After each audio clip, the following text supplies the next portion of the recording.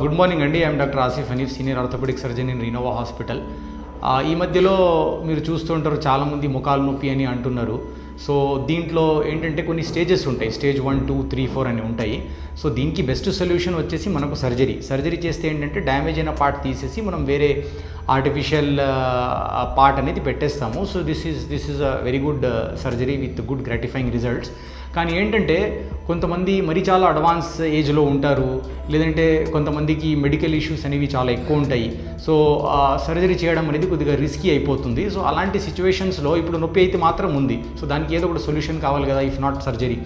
So ఇలాంటి సిచ్యువేషన్లో again కొన్ని ఇంజెక్షన్స్, లేదంటే కొన్ని అక్కడ నువ్వు ముఖాల దగ్గర వచ్చిన నర్వ్స్ని కొంచెం మనం ఏమంటారు ఒక ఫ్రీక్వెన్సీ మన ఒక హీట్తో కొంచెం మనం డ్యామేజ్ చేసేస్తే ఈ నొప్పి అనేది, ఈ ముఖాల నొప్పి అనేది ఒక 6 months to 1 year వరకు చాలా కంట్రోల్లో వచ్చేస్తుందండి.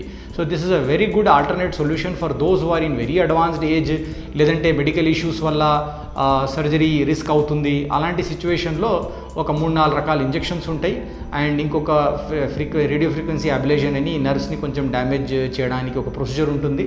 సో ఈ ప్రొసీజర్స్ అనేది మీకు 6 months to 1 year వరకు ఆల్మోస్ట్ ఒక 50% కన్నా ఎక్కువ నొప్పి కంట్రోల్ చేస్తాయి ఎన్ని ప్రొసీజర్స్. తర్వాత కొంతమందికి వస్తాయి, కొంతమంది ఇంకా 2 years వరకు కూడా మేనేజ్ చేసుకోవచ్చు. So this is a very good alternate solution for those who are not fit for surgery. But otherwise surgery is a very good way to treat advance knee osteoarthritis అండి. Thank you very much.